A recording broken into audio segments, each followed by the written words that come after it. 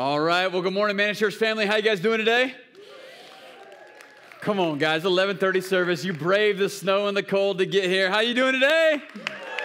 Excellent, excellent. Hey, so excited to be jumping into week number 2 of our Going All the Way series. And for those of you that are joining us for the very first time, no, it is not what you think it is. When I talk about going all the way, I'm talking about a marriage that goes the distance, a marriage for the long haul. And that's really what this series is all about. It's a 3-week sermon series on laying some important biblical foundations for you to develop a marriage that goes the distance. How many of you would like to have a marriage that goes all the way?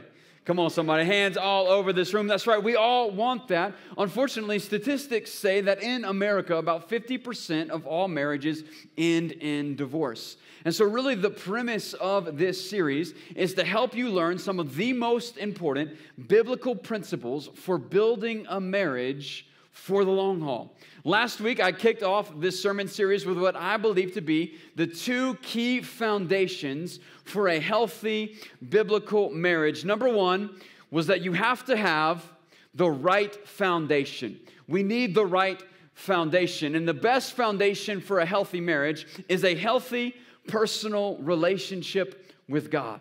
And if you will invest in your own relationship with God, it will influence your marriage relationships better than anything else possibly could. I said the second key foundation, besides having the right foundation, is to love like Jesus. You guys remember that? We need to love like Jesus. And I said that there was one word in particular that sums up the idea of loving like Jesus. Anybody remember what it was? It was selflessness. If we can learn to say no to ourselves, to die to ourselves, to serve our spouses, our marriages will be so much stronger and healthier. And today, I want to take that a step further. I want to unpack that even more, and really over the next 2 weeks. But today, I'm going to be focusing specifically on how husbands can understand and meet the needs of their wives. Can I get a good amen from the ladies in the room this morning? Listen, I'm trying to help you guys out. So ladies, hear me on this. I'm going to need your help today because I'm going to be saying some things that I believe will help your relationships and your marriages, some of you, your future marriages. And if you hear something that you like, I need a head nod. I need an amen. Even better, you can give me a little preach it, Joe, or that's right, Joe, or come on, Joe. You give me some of that, and it lets all the other men in the room know they need to pay attention. All right, ladies? We need that. They need to know that, because I don't know if you've noticed about men, but we have a hard time understanding things sometimes. Just takes a little bit extra to get it through our heads. We're going to help you. By the way, if you're here and you're saying, Joe, I am single. This is a marriage series. Is there anything in here for me? Yes. Especially for those of you who want to be married one day, these principles are so important to get before you get married. They will help you lay a solid foundation. And for those of you that are saying, Joe, I don't want to be married. I feel like God has called me not to be married. Well, there's still some good stuff here for you that you can apply to relationships. But more importantly, now you know what to tell your friends when their marriages are struggling. All right, guys? It's going to help everybody. So now, husbands, this message is for you. That means next week, ladies, that message is focused on you. How wives, you can best understand and meet the marital needs of your husbands. So guys in the room, make sure, come on somebody. I'm getting it all ready. Hey, listen, guys, make sure your wives are here next week. I'm telling you right now, you do not want them to miss it. We good? All right, here we go. Come on, let's practice. Amen, Joe. Preach it, Joe. Come on, that's what I'm talking about. You know, I said, come on. Yes, it's going to be a great day. You know, I think a lot of men approach marriage like a typical teenager does when they buy their first car. Anybody remember those days when you're picking up your first car? What happens is a typical teenager, not every teenager, but a typical teenager is looking for the thing that's flashy or fast or cool or excited. They're looking at the outside, the exterior, instead of the long-term quality of that vehicle. I can remember when I was a teenager thinking the same thing. I was more concerned about what my other friends would think about my car than how long it would last me. Anybody else in the room? And if it went faster, that's even better. And so that's kind of the way I had approached my car buying experience. I wasn't thinking about the mileage on the car. I wasn't thinking about the maintenance expenses when things broke down. I wasn't thinking about how good of a gas economy it had. I wasn't thinking about its long-term value. I just wanted the car that looked good to me on the outside in my first perception, my first experience of it. Unfortunately, I see the same thing happen in marriages. And often, when people get married, they're looking at the outside, they're looking at the exterior, they want something that looks nice and is fun to drive, but they usually haven't prepared themselves for the expense and the maintenance aspect of the relationship. See, immaturity causes us to enjoy the pleasure of something without assuming responsibility for it. And it is even more immature to get rid of something or to reject it simply because it needs maintenance or has broken down. Similarly, the answer for marriage problems is not to reject your spouse or to get a new one. I had somebody in first service come up to me and say, "Joe, but I like the new car smell." No, that does not work in your relationships. That is a terrible idea. What we need to do instead, the answer is to assume responsibility for fixing any problems. And if you have been married longer than 6 weeks in this room today, you know that there will always be something to work on in your relationships. And everybody said, Amen. Preach it, Joe. That's what I'm talking about. That is true. So husbands, let me talk to you this morning. I want to remind you of a verse that we started with last week in Ephesians chapter 5, but I'm going to break down even more of it. I'm going to take you further. Ephesians chapter 5, verses 25 through 29. You ready? Here we go. Husbands, love your wives as Christ loved the church and gave himself up for her, that he might sanctify her, having cleansed her by the washing of water with the word, so that he might present the church to himself in splendor, without spot or wrinkle or any such thing, that she might be holy and without blemish. You ready? Verse 28. In the same way, husbands should love their wives as their own bodies. He who loves his wife loves himself. Anybody ever heard that phrase, happy wife, happy life? I think there may be a biblical precedent right here in Ephesians chapter 5. Verse 29 says, "For no one ever hated his own flesh, but nourishes it and cherishes it, just as Christ does the church." So men, you have one of the strongest mandates and calls maybe of all of Scripture, and that is to love your wife as Jesus loved the church. That is a strong call on your life because Jesus loved the church selflessly and sacrificially in some incredible ways. And I think one of the keys here is that we need, men, to learn to love our wives the way they want to be loved and not the way you would want her to love you. You hear me? Men and women are different. Anybody know that? Come on, guys. Like, yes. No, I'm not making any kind of profound statement right now. Men and women are different, which also means that we have different marital needs. Now, some of those needs are going to overlap, as you're going to discover next week when you hear about the message specifically geared towards the ladies. And some of those needs are more important for the women than they are for the men, and vice versa. Some of them are more important for the men than they are for the women. But today, what I want to do is I want to outline 4 of the most important needs that women have for their husbands, so that all of you men in the room can grow in understanding about how to meet your wife's, and for all my single guys, your future wife's needs. Sound good, everybody? And all the ladies said? Amen. Come on now, there we go. We got a lot of this going on today. I'm excited.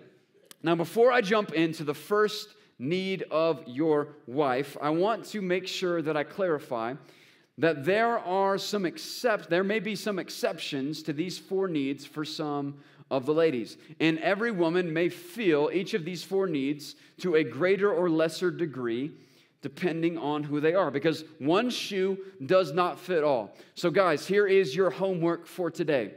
This afternoon or tomorrow, make sure that you take some time to sit down with your spouse and ask her about these 4 things. Ask her how you're doing in them. Ask her how much she desires these things, and then begin to adjust your approach based on her answers. Sound good? All right, here we go. Number 1, if you're taking notes, write this down. The first need that a woman has for her husband in their marital relationship is marital security. They want marital security. What does that mean? It means your wife wants to know that you see her, that you love her, and that she is the only one for you. She wants to know that there's nobody else. And guys, this is more than just not cheating on your spouse, though it certainly includes that. It goes so much deeper. In fact, I want to read to you Proverbs chapter 5, verses 15 through 20 to kind of show this to you. And you're going to see as we jump into this verse that it's talking about water, but it's not talking about water. You got it? All right, just keep that in mind. I'm going to read this to you. Proverbs 5, verse 15 and 20. It says, drink water from your own cistern, flowing water from your own well. Should your springs be scattered abroad, streams of water in the streets, let them be for yourself alone and not for strangers with you. You guys catching this? It's about to become more obvious in just a moment. Let your fountain be blessed and rejoice in the wife of your youth, a lovely deer, a graceful doe. Now I'm about to read something, and it's in the Bible. All right, Pastor Joe is not making this up. This is in the Bible, and I'm trying to keep this as PG 10, 11, 12, 13 as I can, but parents, just be aware this is a marriage series. You ready for it? Here's the Bible, verse 19. Let her breasts fill you at all times with delight. That was an amen portion for the men right there. And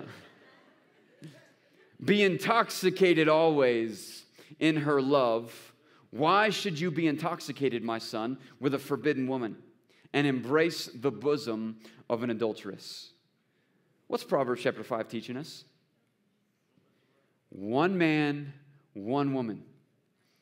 You are for her, she is for you, and your wife needs to know that she is the only one for you. And you're in the room thinking, yeah, Joe, but my wife isn't so youthful anymore. Yeah, well, neither are you, buddy, all right? So let's make sure we get that clear right here, right now. You like that? Thank you, ladies. So how can you do this, guys? Let me give you 3 ideas. These are 3 subpoints under this main point of marital security. How can you communicate marital security to your spouse? Here's the first idea. Communicate care. Like, be caring towards her. Guys, she needs to know that she is your top priority, second only to God. She needs to know that she has that place in your life. And you can communicate this to her very simply by asking her some questions. Just try this. I'm telling you, it'll work. Go to your wife and say, honey, do you feel like I'm doing a good job of caring for you? Follow that up with, honey, are there any things that I could do to be better at caring for you? And I know some of you guys are thinking right now, you're like, Joe, wait a second, buddy. Like, you're going to open up a whole can of worms with that question. Like, she is going to take advantage of that. I'm not ready to ask that question. No, I'm telling you right now, it is the best question you could ask her today. Let me put this into perspective for you. Imagine that you are at work and your boss came to you and said, hey, you know, I've been watching you. I've been thinking about you. And man, is there just anything that I could do to make your job more enjoyable? And you know, while I'm at it, do you feel like I'm paying you enough? Come on, God. Who wants to hear that from their employer? Who wants to hear that from a boss? Pastor Josh, you put your hand down right now. You got to be kidding me. Come on. Careful, man. It's good. Seriously, though, who wouldn't want to hear that? We'd all love to hear that. Men, when you go to your spouse and say, is there any way that I can care for you better? It's as if your boss came to you and said, hey, should I be paying you more? You know what the answer is? Yes. Yes, absolutely. Ask her the question. I want to read to you a quote from a book called Marriage on the Rock by Jimmy Evans. And this book's really been helpful to me actually in the preparation of this series. And here's what he said about this idea. He said, a man often fears what his wife will do when he makes himself totally available to meet her needs. This is the last thing to fear. You simply cannot imagine what a woman will do for her man if he will envelop her in an atmosphere of total security by laying down his selfish ways to meet her needs. Guys, I'm telling you right now, this is one of the best things that you could do for your relationship with your wife. So you can communicate care. I think the second thing that you should communicate to help them know that they are secure in their marriage is to communicate admiration. We need to communicate admiration to our wives.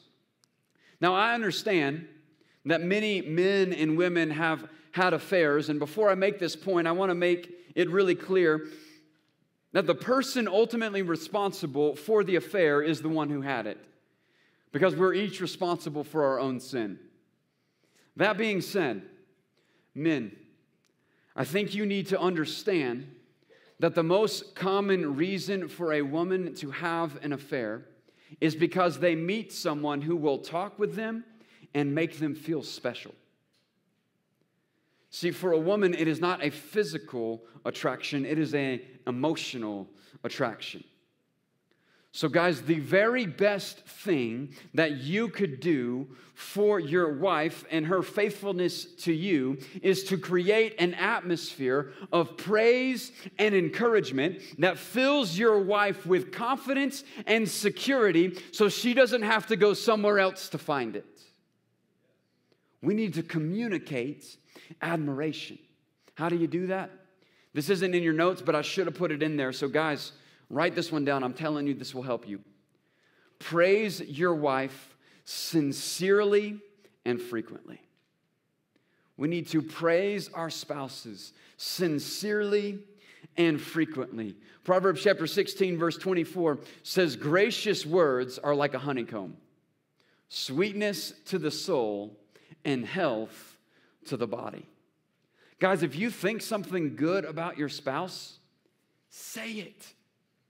Like, don't just let it remain in your mind. That doesn't do any good for her. That doesn't make her feel admired. That doesn't make her feel cared for. That doesn't make her feel loved. That doesn't make her feel secure. It's just stuck in your mind, and you're probably thinking you're doing good because you thought it. She needs to hear it.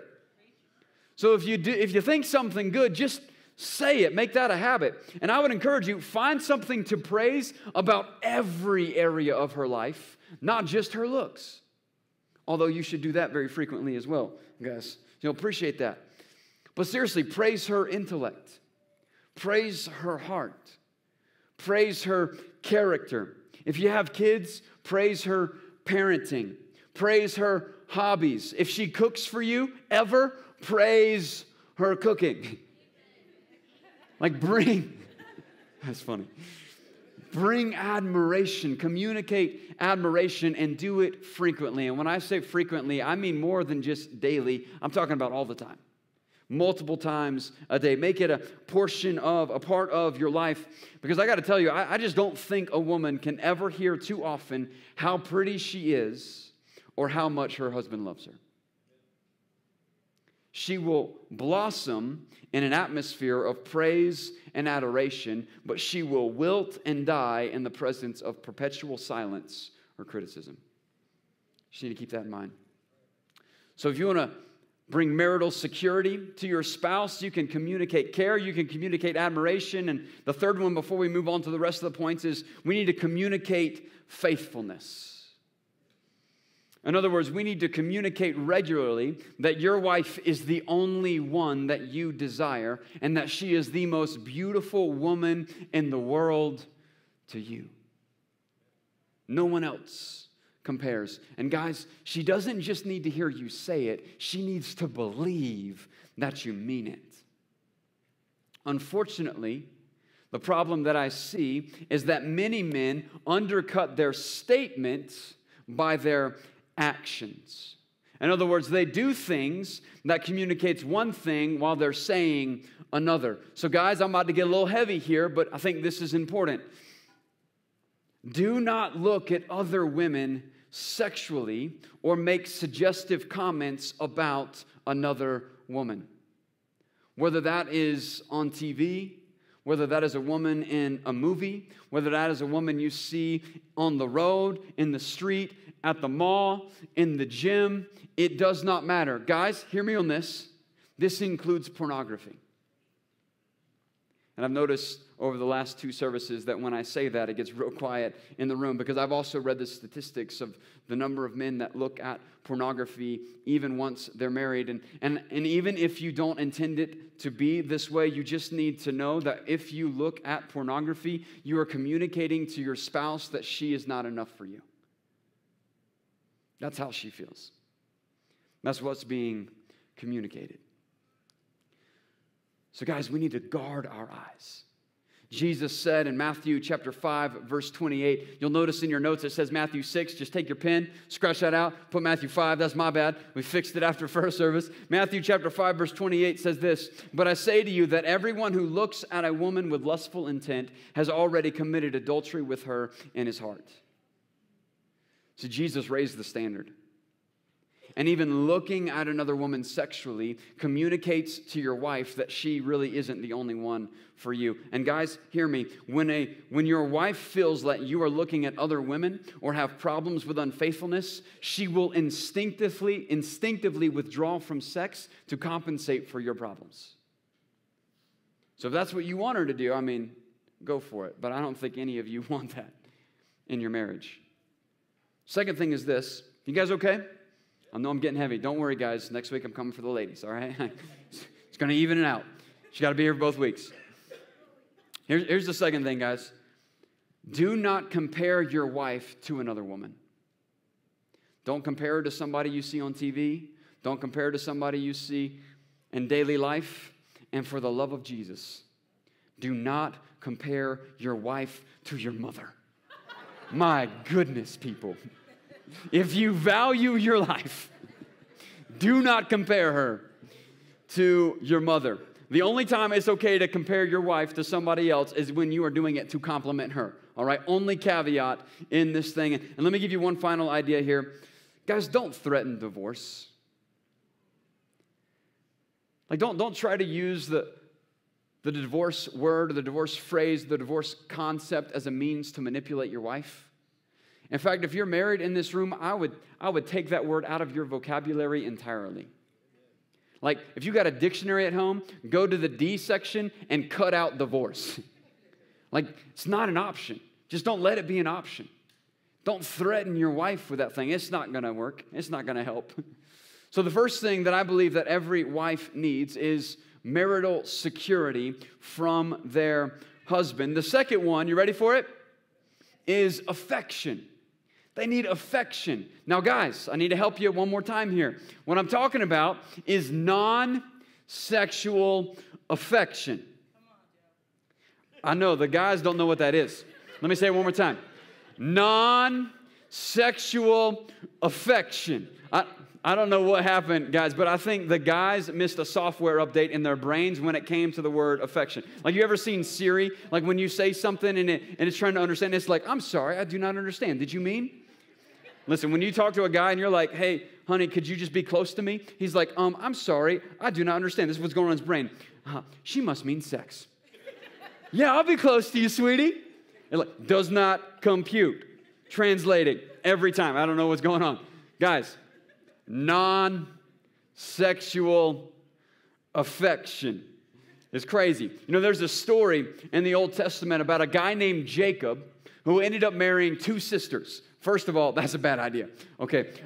Second of all, there was these two sisters named Rachel and Leah. And Jacob was in love with Rachel. And so he went to Rachel's father and he said, hey, listen, his name was Laban. He said, hey, Laban, I will work for you for 7 years if you give me your daughter Rachel. And Laban was like, great plan. No problem. Let's do it. And so Jacob works for 7 years, and the night of his wedding, as he's getting ready to, right before he consummates his marriage with Rachel, Laban decides that he is going to switch Rachel out for Leah, because he didn't want the younger sister, which was Rachel, getting married before the older sister, who was Leah. And so he switches them on the night of their marriage, and then when Jacob wakes up in the morning, lying next to him in bed is not Rachel, whom he loved, but her older sister, Leah. Now, first of all, I'm not sure exactly how that's possible. But scholars have many different theories on how it could actually work. So it is legitimate. But Jacob wakes up and it's Leah, not Rachel. Guys, how would you feel if you woke up and the person you thought you were marrying was not next to you in the bed? Not very excited, right? So Jacob is furious. And he goes running out to Laban, berates him. How could you have done this? And Laban says his case. Listen, I just don't want the older sister to not be married while the younger sister is, so I had to switch them for you. And Jacob's like, you're crazy. What is going on here? And Laban's like, well, I got this idea. How about you work for me another 7 years and I'll give you Rachel too? And so Jacob's like, okay. And so Laban actually gives Jacob Rachel, and then he works for another 7 years. And a lot of times when we focus on the story, or when I teach about the story, I usually talk about Jacob and Rachel's relationship. But can we just think about Leah for a second? Poor girl. Like, that wasn't her idea. She is a victim of her circumstances. Can you imagine if you woke up the night after your marriage, the night after your wedding, and your husband ran out of the room screaming because he didn't want it to be you? Are you serious? How do you think she felt? In fact, Leah struggled for years with not feeling loved by her own husband. How do I know? Let me read this to you. Genesis chapter 29, verses 32 and 34. It says, and Leah conceived and bore a son, and she called his name Reuben. For she said, because the Lord has looked upon my affliction, for now my husband will love me. Can you just feel the pain in Leah's heart in this moment? Like, she's naming her child after the difficulty that she's been experiencing. And she's saying, maybe now that I've given my husband a son, which was a big deal back in this day, maybe now that I've given him a son, maybe then he will love me. Guys, you need to pay attention here, because you notice she had a son, which means that they were physically intimate. There was some sort of affection, but it wasn't non-sexual affection. No, it was a man meeting his needs through his spouse whom he didn't love. And all Leah wanted was for her husband to love her.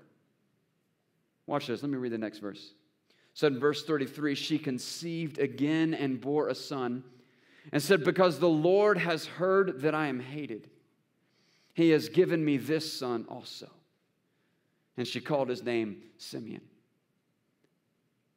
Guys, that's at least another year later, at the minimum. And here she is, still hated. She has another son. Doesn't stop there. Verse 34. Again she conceived and bore a son. And she said, now this time my husband will be attached to me, because I have borne him 3 sons. Therefore his name was called Levi. Now a 3rd son. And all Leah desires is for closeness from her husband. All she craves is affection and care and tenderness from her husband. Guys, can I encourage you this morning? You need to bring some non-sexual affection to your wife. She is craving it. Would you just hug her without any ulterior motives? Would you put your arm around her just because you want to be near her? Guys, would you give her a back rub? That's just a back rub. They want to be close to you. They want to be near you. Just ask her what she likes and then do that. It's not rocket science. So I believe that your wife is looking for marital security. I believe she is looking for affection. The third thing I believe your wife is looking for is open communication. Write that down. Open communication. Guys, communication is a legitimate need for your wife. She is not being nosy or unreasonable. She simply wants to feel a part of your life. She simply wants to know what's going on, and you just need to know that she will feel closer to you when she actually knows what you are thinking and what you are feeling. It's true. I know it doesn't make sense. It's because you're a guy. This is true. Think about how she hangs out with her friends. You know what they do when they get together? They talk. You know how I know that? Because my wife has a small group for ladies with children. And I came in the first time that they were meeting a couple weeks ago, and there was just like hundreds of ladies in my living room gathered. I'm just kidding, that's an exaggeration. There's a bunch of ladies in my living room gathered around. You know what they were doing? They were talking. I went to my wife that night, and I was like, man, that was such a great group. You know, it looked awesome.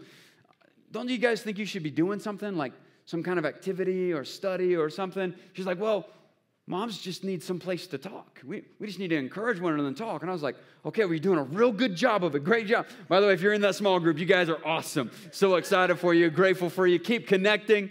That's good. It's so important. Guys, we're different. You guys know that, right? When a guy wants to hang out, it goes something like this. Hey, man, you want to go watch the game? Hey, man, you want to go play some golf? Hey, bro, you want to go to the range? Let's go do something. We need an activity. And so then when we go and hang out with our friends, we're doing something and we're hanging out. Now we talk while that's going on, but what happens is I get home, my wife's like, hey, so how's Bob doing? Good. He's doing good. Yeah. Well, did Janet have her baby yet? I don't know. My wife's like, what do you mean you don't know? You just spent 4 hours with a guy. You didn't think to ask if his wife had the baby? Nope. Didn't come up. Like, what do you all right, talked about The Office, talked about hunting season coming up, talked about, the game, how the Broncos were doing, talked about, what we're going to do next year and the Jeep we're looking at. Like, we just don't talk about the important things half the time. It's just the way it kind of goes. And women are different, right? Like my wife, when she wants to hang out with a friend, she's like, hey, you want to go grab a coffee and talk? She talks to another friend. She's like, hey, you want to go grab some lunch and talk? Or to a third friend, she's like, hey, you want to go on a walk so that we can talk? They just want to talk. They want to communicate. Men, your wife values communication. Song of Solomon, chapter 2. By the way, I love the Song of Solomon. It's an entire book on a relationship. I think one year I'm probably going to do a sermon series going through the book of Song of Solomon because it's amazing. And if you thought Proverbs chapter 5 was a little risque, wait till you go and read Song of Solomon, that whole book. Listen, there were entire traditions in the church years ago that would not allow their children under the age of 16, sometimes under the age of 18, to even read that book in the Bible. All the guys are like, I'll write that one down. Read the Song of Songs. All right. It's amazing. I quoted it to my wife on our wedding night. I don't know if she appreciated it or not, but it was fun for me. That's a true story, by the way. It was great.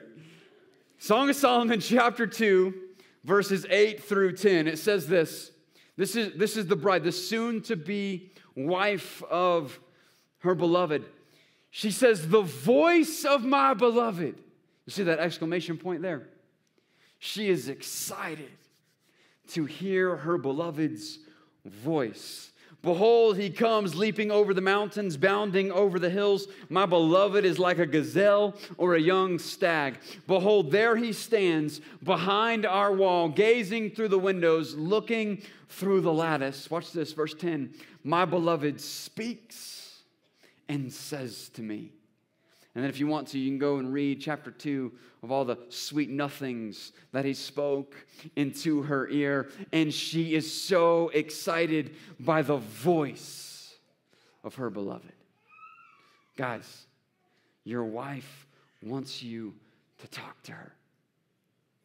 She wants you to speak those sweet nothings into her ears. She wants to hear you open up and communicate about what's going on in your life. She just wants some communication.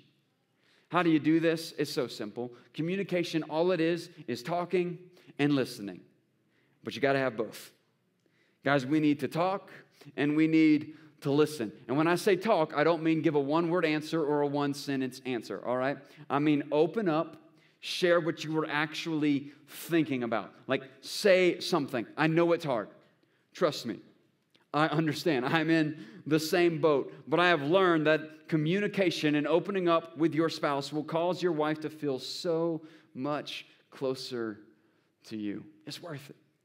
By the way, ladies, I've got a whole message for you next week, but I think it's very important that you get this point before we move on. If your husband does open up to you, please don't degrade him or make fun of what he says or get sarcastic about what he actually shares with you. Because if you do that, it will just make him all the more hesitant to say something the next time. If he does something that you value, encourage it. If he opens up a little bit more than he has in the past, recognize it. Encourage him. Ladies, reward him in whatever way you feel might be most appropriate. It'll help. I'm telling you right now. You're welcome. You're welcome. Guys, how can you do this? Just be intentional about making regular time for communication. I know so many guys, they're like, man, I get home from work and it's like I get bombarded by questions. Like, give me just a moment to collect my thoughts. Like, I'm not ready yet. Listen, guys, if you would set aside regular time every evening to talk to your wife, she probably wouldn't feel the need to bombard you with questions when you first get home because she knows they're going to get answered later. Now, I can't guarantee that, but it's a step in the right direction. Maybe you could make that agreement with your wife. Make time for communication. Share more than you naturally would and ask God to help you because I know it is not easy. We good, everybody? Marital security, affection, open communication, and the last one, the last need that your wife has is leadership. Based upon the marriage books that I've read, and really significant amount of research that they've done based upon my own personal experience through counseling scenarios and my own relationship with my wife, I've learned that women want their husbands to take the lead in the marriage. They are actually looking for you to take initiative on important things. Now, let me be very clear here. She wants to be led, not controlled. She wants to be led, not dominated. In fact, to be a dominating or controlling husband not only means that you are being a destructive husband, it means that you are being an unbiblical husband. Let me remind you of Ephesians chapter 5, verse 25. It says, husbands, love your wives as Christ loved the church and gave himself up for her. In verse 28, 29, it said, in the same way, husbands should love their wives as their own bodies, because we don't have an issue with that. He who loves his wife loves himself, for no one ever hated his own flesh, but nourishes it and cherishes it, just as Christ does the church. Guys, who is our example and how we're supposed to love our wives? Jesus. Jesus is our example. And how did he love his church? Selflessly and sacrificially. He gave everything for the church. He gave up everything for those whom he loved. Listen, guys, Jesus was not controlling or dominating, but he wasn't passive either. And Jesus always did what was best for the people around him.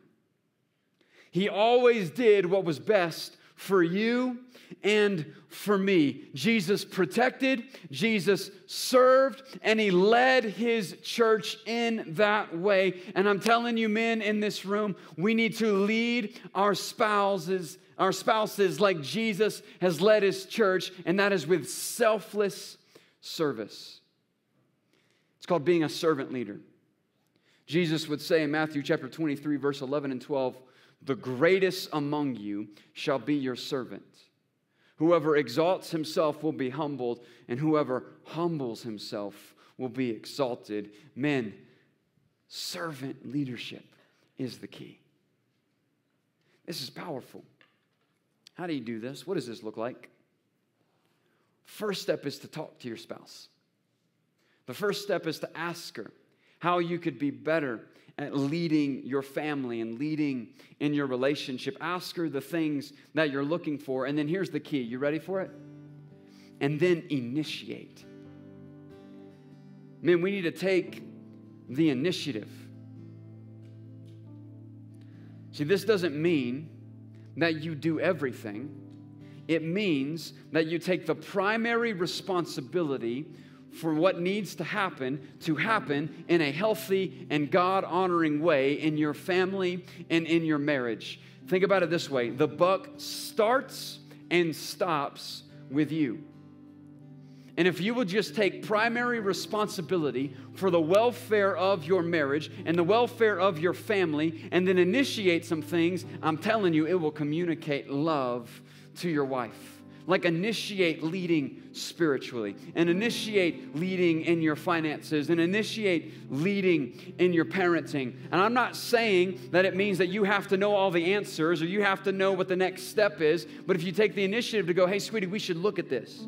Hey, sweetie, what should we do about this?" It'll do something in her heart. And I know some of you guys in the room right now are saying, "Yeah, Joe, but man, I don't know how to lead my wife spiritually. She's got a better relationship with Jesus than I do." Or you're thinking, "Joe, my wife has a relationship with Jesus. I don't even have one. How in the world am I supposed to lead my wife spiritually?" The key is initiation. Guys, you don't have to be better at praying to initiate the desire to pray.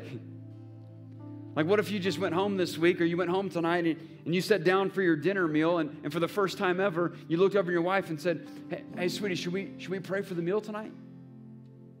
You don't even have to pray. You can say, "Hey, honey, could you pray for the meal tonight? Because you're better at this thing than I am." You know what you just did? You just led your family spiritually in that moment because you took the initiative. What if you went to your spouse and said, "Hey, honey, what do you think about us reading the Bible together?" You may have never even read the Bible a day in your life. She may be a Bible scholar and you've never read a verse. But you can initiate the desire. Ladies, how many of you would you appreciate for your husband to come and say, "Hey, let's do a devotional together. Hey, let's read the Bible together." Man, just initiate that thing. And while you're reading, ask her what it means. You know what that does for her? That empowers her to be who God has called her to be, and it empowers her to walk in the calling that He's placed on her life, and it empowers her to use the giftings that God has given her. Men, hear me on this. Servant leadership, leading your families, means, here's servant leadership, that you are more focused on the welfare of those you are leading than your own welfare. That's what servant leadership means. It means that I want to empower and to raise up the people that I am leading so that they can become all that God has called them to be. And I'm telling you right now, that is what Jesus has done for us, and He's asking you to do for your spouses. Instead of putting them in a corner, begin to empower them in the giftings and callings that God has placed on their lives. Selfless service. So what do our spouses need from us, guys? They need to know that they are secure in their relationship. They need that marital security. They need some non-sexual affection. They're looking for open communication, and I believe they are longing for some servant leadership in their relationships. Let me pray for you this morning. Father, I thank you for every person in this room. God, I thank you for every relationship represented in this room. Lord, for every marriage, for every future marriage. God, I just bring them to you. And Lord, I ask that you would help us to learn to love and to serve our spouses the way Jesus has loved and served us. Father, for the men in the room, I pray that you would just stir our hearts to love our wives more selflessly and sacrificially than ever before. Would you help us, God? In the name of Jesus. If you just keep your heads bowed and your eyes closed for a few more moments this morning.